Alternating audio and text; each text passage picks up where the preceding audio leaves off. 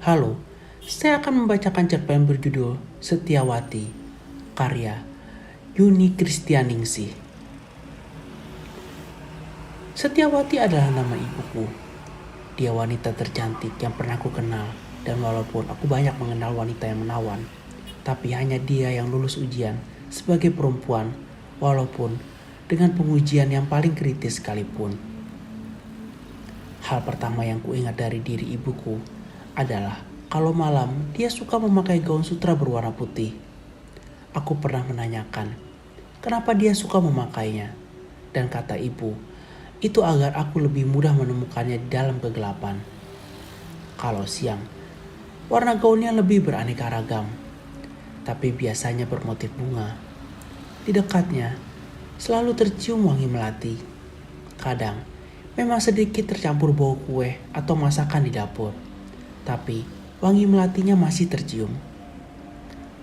Ibuku selalu bisa bersikap manis, bahkan ketika sedang marah. Kalau ada dia, rasanya semuanya bisa diurus dengan baik. Semua orang sayang padanya.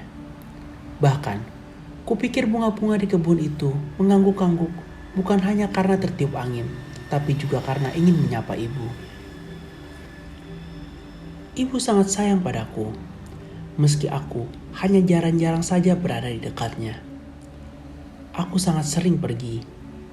Kadang, aku pergi dan kembali hanya untuk sebuah alasan sederhana. Kadang bahkan tak perlu alasan sama sekali. Dan aku senang melakukannya. Tapi ibu tidak. Tiap kali aku muncul di depan pintu, kata pertama bukan "selamat datang" atau paling tidak "hai sayang", tapi "berapa lama kau akan tinggal?"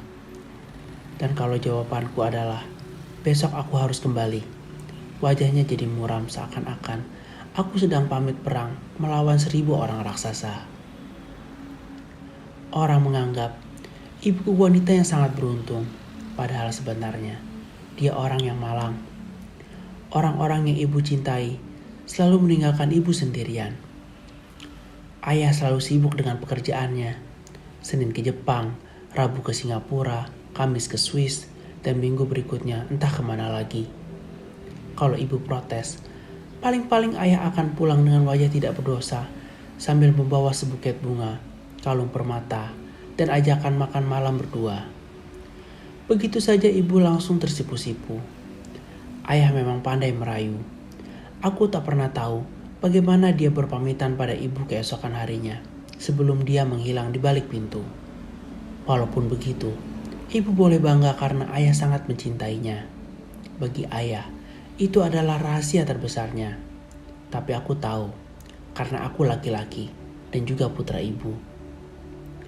Pernah suatu ketika, di antara sedikit waktu luang ayah, dia menceritakan bagaimana dulu dia pernah berjuang keras untuk mendapatkan cinta ibu. Ibu adalah gadis paling manis yang pernah dikenal ayah. Sedangkan ayah adalah laki-laki paling brengsek yang pernah diketahui ibu. Villa keluarga mereka di Kaliurang berdekatan. Tapi keluarga keduanya berbeda 180 derajat. Ibu dibesarkan dalam keluarga bangsawan yang penuh martabat dan tata krama. Sedangkan keluarga ayah merupakan gambaran paling ideal untuk penganut paham materialisme dan pemikiran liberal. Punya segalanya, tapi jelas tidak bahagia. Tapi sudah merupakan hukum Tuhan kalau kutub positif magnet selalu bertemu dengan kutub negatifnya. Sejak melihat ibu pertama kali, ayah tak pernah membiarkan ibu lepas dari pengawasannya. Dia terus berkeliaran di sekitar ibu sampai ibu menyadari keberadaannya. Tapi waktu itu ibu masih sangat muda, sehingga terlalu bodoh untuk tahu bahwa ayah mencintainya. Berkat kerja keras dan didukung kepintarannya dalam mempengaruhi orang, ayah berhasil membujuk orang tua ibu untuk menikahkannya dengan ibu. Ayah sama sekali tak merasa perlu membujuk ibu karena dia tahu ibu itu sangat penurut dan menganut paham. Cintailah apa yang kau miliki. Suatu ketika, kutemukan buku harian tua di salah satu sudut loteng yang digunakan sebagai gudang. Buku bersampul kulit itu milik ayah. Ditulis ketika aku mungkin masih berupa sel-sel yang tercecer di dalam tanah. Di dalamnya tertulis kalimat yang sudah cukup menggambarkan seperti apa cinta ayah pada ibu. Kalimat itu adalah, "Aku sangat mencintainya, sampai rasanya ingin memakannya." Ibu adalah contoh istri yang luar biasa. Dia mengabdi sepenuhnya pada suami, mencintainya, merawatnya, dan sebisa mungkin tidak melakukan apa yang tidak disukai ayah. Ibu sangat setia pada ayah. Mungkin seperti Setiawati dalam cerita pewayangan yang rela jari-jarinya dipotong demi menolong suaminya. Setelah melahirkan aku, ibu tidak pernah bisa benar-benar sehat seperti sebelumnya. Padahal, ibu ingin punya banyak anak supaya rumah jadi ramai. Meski begitu, ibu punya anak yang lain. Ayah, dia jelas lebih merepotkan dari anak manapun juga, dan bayi yang tidak pernah menjadi besar. Sebagai anak tunggal, aku punya kewajiban setidaknya menelpon ibu untuk laporan harian sebelum tidur dan harus meluangkan waktu senggangku untuk pulang. Sebenarnya, berada di rumah sangat menyenangkan. Ada ibu dan segala bentuk perhatiannya, dan kalau aku cukup beruntung, ada ayah yang bisa aku ajak menonton pertandingan bola. Tapi, ada terlalu banyak daya tarik yang ada di luar rumah, sehingga aku tidak bisa berlama-lama berada di rumah. Meskipun begitu, tetap saja aku merindukan ibu dan menyimpannya sebagai alasan untuk pulang di bulan berikutnya. Suatu kali aku pulang, ada kabar gembira yang harus kusampaikan pada ibu. "Bu, aku sedang jatuh cinta," kataku. "Hebat sekali bukan?" Ibu memandangku lama, kelihatannya sangat heran, tapi kemudian tersenyum. Senyum paling indah yang pernah kulihat. "Oh ya? Benarkah? Ayo ceritakan pada ibu." Lalu aku pun bercerita tentang seorang gadis yang berasal dari desa yang namanya tak tercantum di peta. Tentang bidadari kecil yang sangat manis. Tentang mahasiswi paling pintar di kampus. Tentang wanita angkuh yang pernah menampar wajahku. Ibu sangat heran. "Dia menamparmu?" "Ya." Aku berdebat dengannya di sebuah forum diskusi. Dia melawan dengan gigih. Sewaktu acara usai, aku mencoba mengajaknya kencan dan dia menamparku. Ibu tertawa. "Kamu pasti jadi marah sekali," ungkapnya. Tentu saja, setelah hari itu, aku membuntutinya kemanapun dia pergi. Dia marah, jengkel, dan kadang ketakutan. Lucu sekali. "Kenapa kamu mengganggunya? Terang-terang kamu yang salah. Bukankah seharusnya kamu minta maaf padanya?"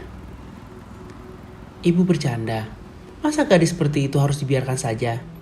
Karena dia sudah membuatku susah, maka dia harus dihukum. Bagaimanapun, dia harus jadi milikku." Ya ampun, kau persis ayahmu. Aku tersipu malu. Aku lebih suka mirip ibu. "Tidak, nak, kau persis ayahmu." Beberapa bulan kemudian, aku telah berhasil menjadikan gadis itu pacarku. Ketika liburan semester tiba, aku membujuknya agar mau menghabiskan liburan di rumahku. Aku sangat ingin mengenalkannya pada ibu. Kebetulan ayah baru saja pulang dari Kanada, dan kurasa sedang punya keinginan yang luar biasa untuk berada di rumah bersama ibu. Oh ya, pacarku itu bernama Setiawati. Tahu itu, ayah tertawa. Itu adalah nama yang khusus diberikan pada wanita yang hebat, katanya. Saat itu, ayah sedang melirik ibu, tapi pacarku tersipu-sipu. Selama seminggu itu, Setiawati mendominasi ibuku. Mereka berkeliaran berdua sepanjang hari.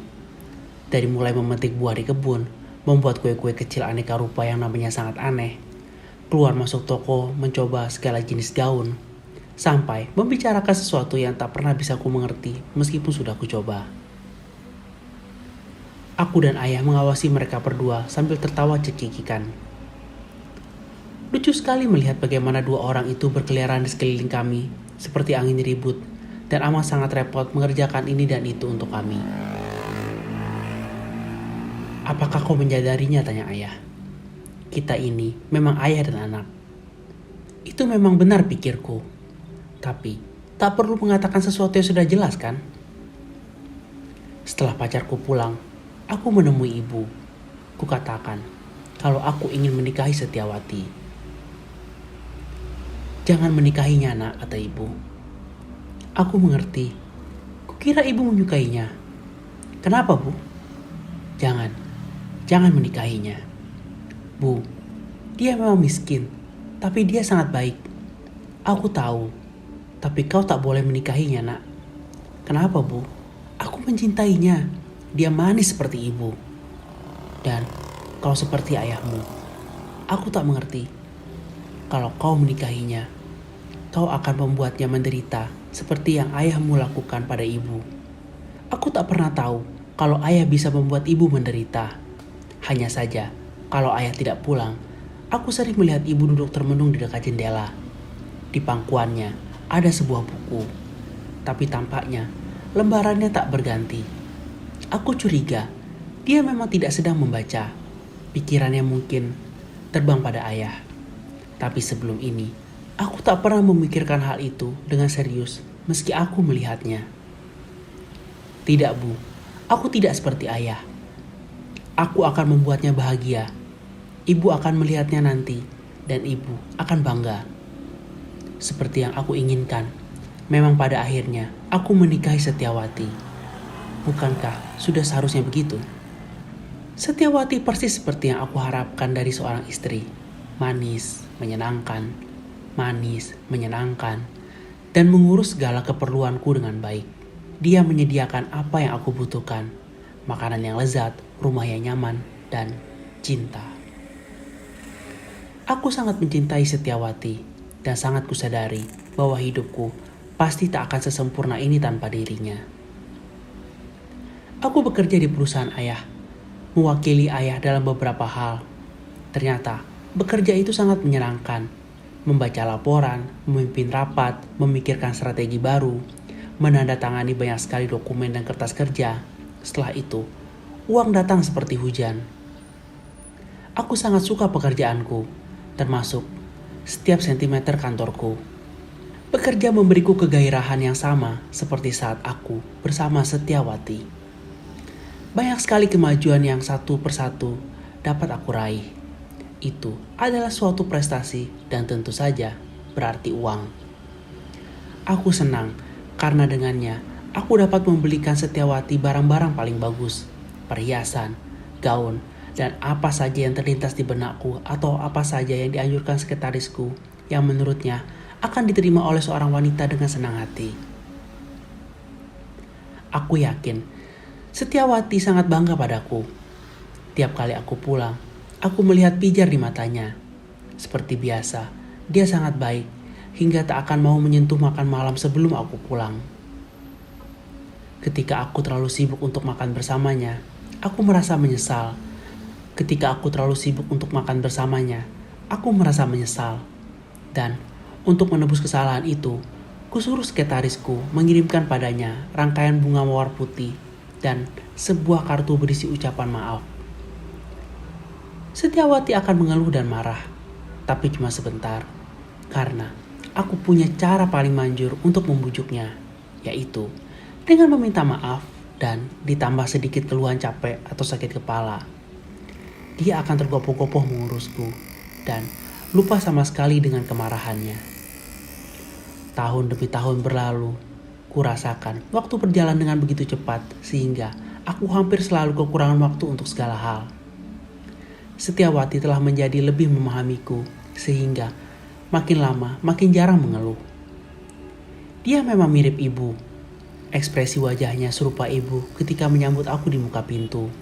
Dan aku sangat mencintainya.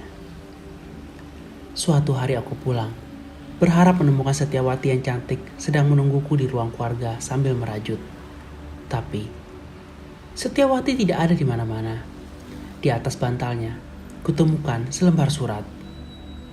Untuk suamiku tercinta, selama ini telah kau berikan segalanya padaku. Uang, kemewahan, kedudukan yang terhormat, semuanya.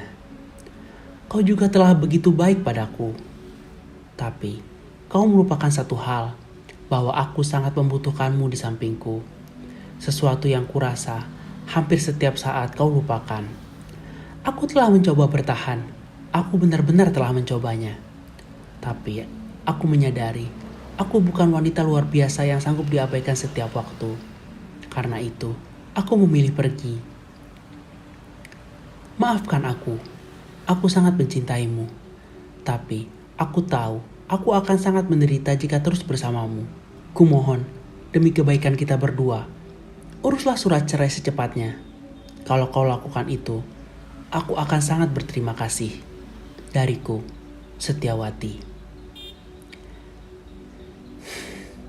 Ini semua tidak mungkin. Kenapa? Bukankah semuanya baik-baik saja? Aku tak mengerti. Tapi surat itu ada di sana, dan Setiawati telah benar-benar pergi. Aku menelpon ibu. Nak, katanya, sekarang kau mengerti bukan? Kau seperti ayahmu. Lalu kutanyakan padanya, apa yang ingin aku tahu? Apakah ibu juga akan pergi, meninggalkan ayah? Jawabnya, nak, Setiawati yang ini berbeda dengan Setiawatimu. Dia punya sayap yang kuat untuk terbang, sedangkan ibu, nak, ibu tak punya kekuatan dan keberanian untuk pergi. Sayap-sayap ibu telah patah, nak. Sudah sejak lama sekali. Aku sangat ingin menangis dan meminta maaf pada Setiawati, dan juga pada ibu.